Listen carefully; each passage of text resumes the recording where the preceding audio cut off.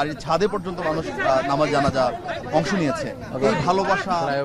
এই ভালোবাসা আসলে কারণটা আসলে কি?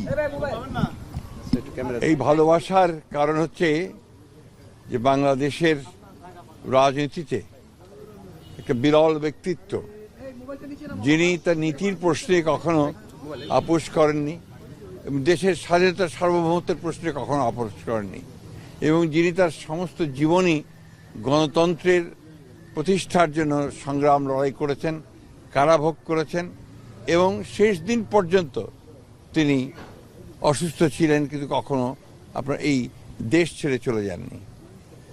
এই যে দেশের প্রতি ভালোবাসা, মাটির প্রতি ভালোবাসা, মানুষের প্রতি ভালোবাসা, এটাই সমস্ত মানুষকে আলোড়িত করেছে।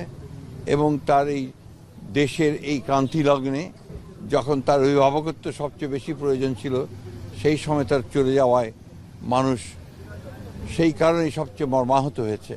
এবং তারা সেই কারণে দেশনেত্রীর নামাজে জানা যায় তার আত্মার মাগফিরাতের জন্য তারা সমবেত হয়েছে, চোখের পানি ফেলেছে এবং অত্যন্ত এই আশা নিয়ে গেছে যে তার এই চলে যাওয়ার মধ্য দিয়ে দেশের মানুষ গণতন্ত্রকে প্রতিষ্ঠার দিকে যে কর্তব্য পালন করা, সেই কর্তব্য তারা পালন করবে এবং আগামী নির্বাচনকে সুষ্ঠু, অবাধ, নিরপেক্ষ করে এই দেশের পক্ষে যে শক্তি আছে বাংলাদেশ জাতীয়তাবাদী দল, সেইটাকে তারা বিজয়ী করবে বলে আমি মনে করি। মহাসচিবের মাননীয় ভারপ্রাপ্ত চেয়ারম্যানের বাবা নেই, মাও নেই, তিনি কেমন আছেন? এবং সেই সঙ্গে তারা যে বাংলাদেশের জাতীয়তাবাদ দর্শন আপনাদেরকে দিয়ে গেলেন, আপনাদের উপর দায়িত্বটা বেড়ে গেল কিনা?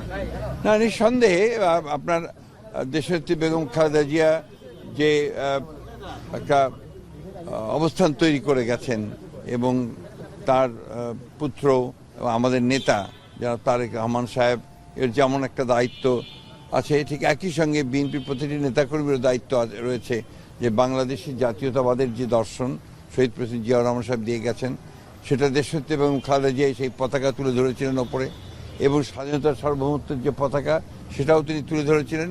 একইভাবে তারেক রহমান সাহেবও সেই পতাকা তুলেই জনগণকে সঙ্গে নিয়ে এই দেশের স্বাধীনতার সার্বভৌমত্বের জন্য তিনি কাজ করবেন, রক্ষা করার জন্য কাজ করবেন এবং তাকে সুসংগত করবেন এবং গণতন্ত্রকে প্রতিষ্ঠা করবেন।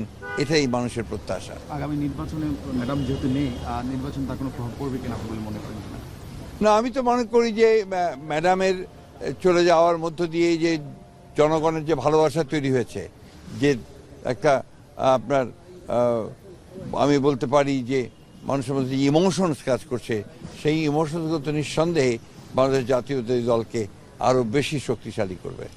কুলখানি থেকে শুরু করে বাকি আনুষ্ঠানিকতা নিয়ে কোনো এগুলো নিয়ে এখনো কোনো আলাপ হয়নি, সেটা পরে আলোচনা করে আপনাদের জানানো হবে।